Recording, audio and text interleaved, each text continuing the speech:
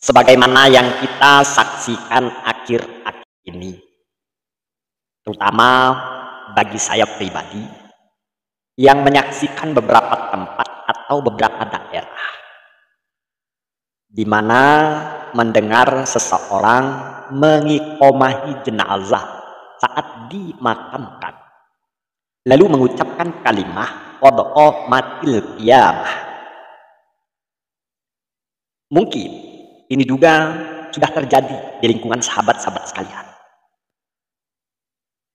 Kalimat ini terdengar dramatis, seolah-olah cocok, seolah-olah pantas dan relevan, sehingga orang awam menganggap kalimat itu sudah tepat.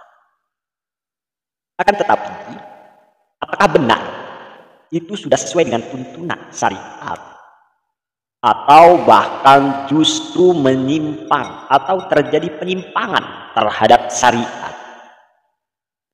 Mari kita bongkar secara ilmiah, mendalam dan tajam.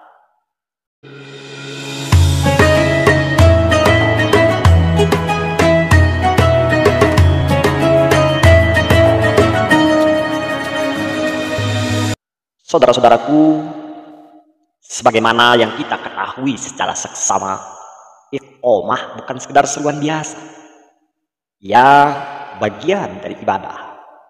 Nabi SAW telah mengajarkan lafaz iqomah secara lengkap sebagaimana disebutkan dalam hadis sahih yang berbunyi rawal Bukhari wa Muslim min hadisi An-Nas radhiyallahu an umira Bilal ayyusaffa'al adzana wa ayyutiral iqamah.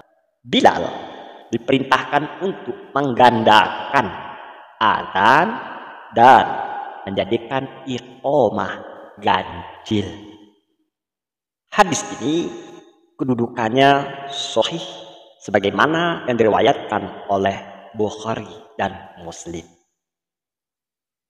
di mana lafaz yang familiar yang disepakati oleh para jumhur ulama yang diajarkan tersebut, yakni kalau iqomah hanya dengan satu kali atau witir ganjil, Allahu Akbar, Allahu Akbar, asyhadu an la ilaha illallah wa asyhadu anna Muhammadar Rasulullah, hayya 'alas shalah, hayya 'alal falah.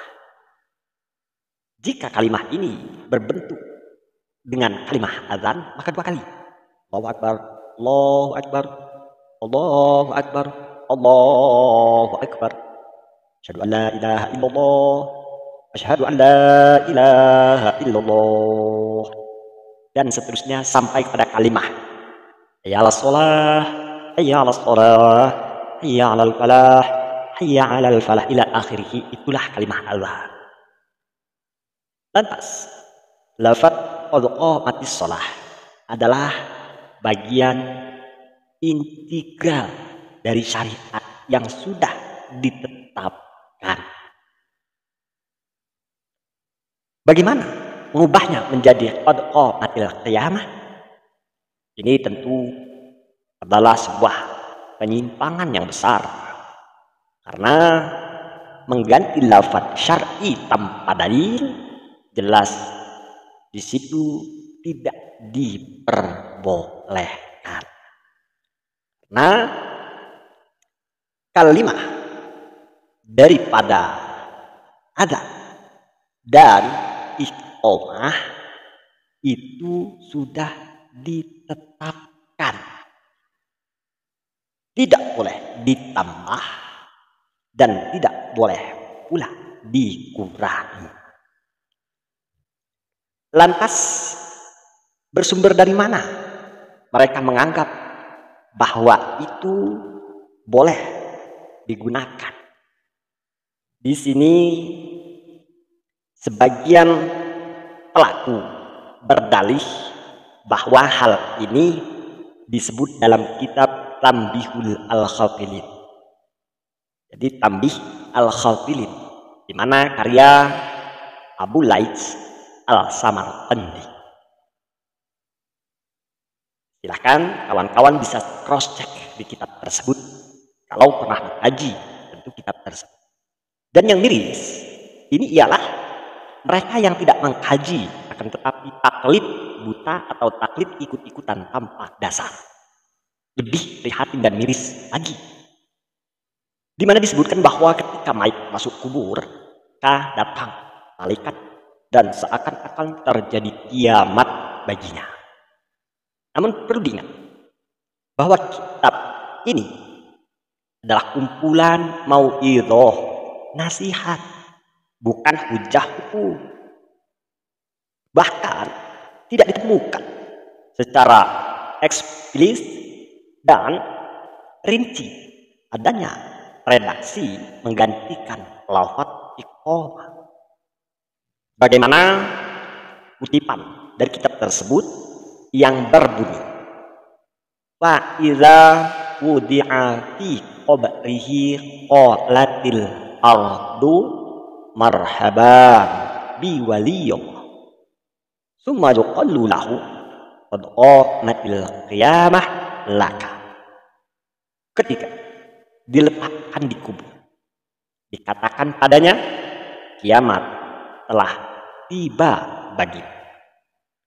Akan tetapi sekali lagi perlu digarisbawahi dan diingat, ini bukan dalil, bukan anjuran, bukan petunjuk bahwa kalimat ini adalah sebagai pengganti daripada lafaz iqamah.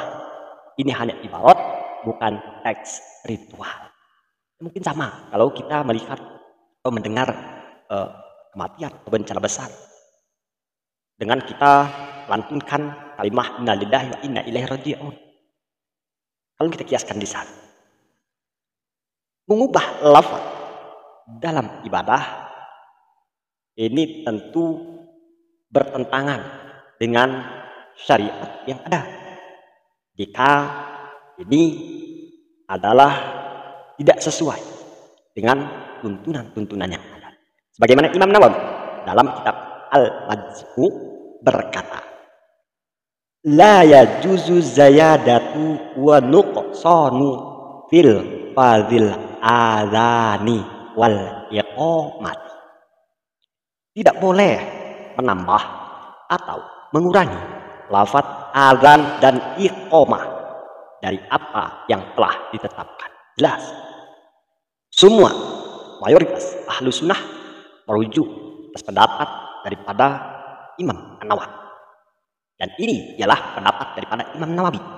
Sedangkan menurut pendapat Ibnu Taimiyah berkata, man ahdasa fiddin ma laisa minhu bahwa mardudun. Barang siapa yang mengada-ngadakan dalam agama apa yang bukan darinya, maka tertolak. Dan Nabi Shallallahu Alaihi Wasallam bersabda, man ahdasa fi amrina hadza ma laisa minhu bahwa rabbun. Jelas hukumnya ialah tidak boleh mengubah atau menambahi atau mengganti dari kalimah-kalimah iqamah dan azan dengan tentu kata lain, walaupun maknanya, walaupun artinya itu seakan-akan lebih relevan. Sebagian orang beranggapan mencoba memberi makna puitis. Mayit sedang menuju kiamat kecilnya, maka lafaz diganti. Tapi bila memang ingin menyesuaikan suasana duka Islam, telah mengajarkan ucapan yang tepat dan penuh makna. Ada kata yang lebih relevan, ada kata yang lebih pantas. Apa kata tersebut? Yaitu inna lillahi wa inna ilaihi raji'un. Sungguhnya kami milik Allah dan padanya kami kembali. Ini ialah kalau kita kiaskan, yakni menyamakan makna dalam konteks kepantasan dan kesesuaian emosi atau kejadian. Kalimat innalillahi jauh lebih tepat, jauh lebih relevan dan syar'i kalimat ini jelas di dalam Al-Quran daripada menciptakan lafaz baru dalam ibadah. Jadi mengubah lafaz qomat shalah jadi qomatil qiyamah bukanlah kias yang sah atau memperbolehkan untuk mengganti atau mengotak-atik kalimat tersebut. tapi justru mengacaukan struktur ibadah yang telah sempurna. Sahabat-sahabatku, kesimpulan hukum bahwasanya mengganti lafaz otomatis sholah menjadi otomatil qiyamah saat mengiqomahi jenazah tidak ada dasar dalam syariat, bukan dari Nabi, bukan dari sahabat, atau bahkan bukan dari ulama muktabar.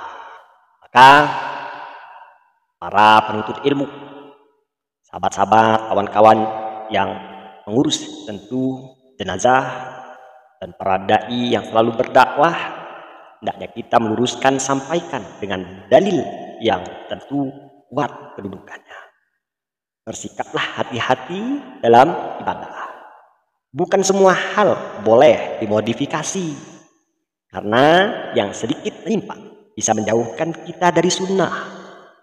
Sampaikan ini, share jika ini tentu agar memberikan pencerahan dan membawa manfaat kepada umat, dan jangan biarkan syariat dipermainkan atau ditafsir dengan angan-angan atau ijtihad kita tanpa dasar atau bahkan merujuk pada ulama-ulama yang sudah muktabar.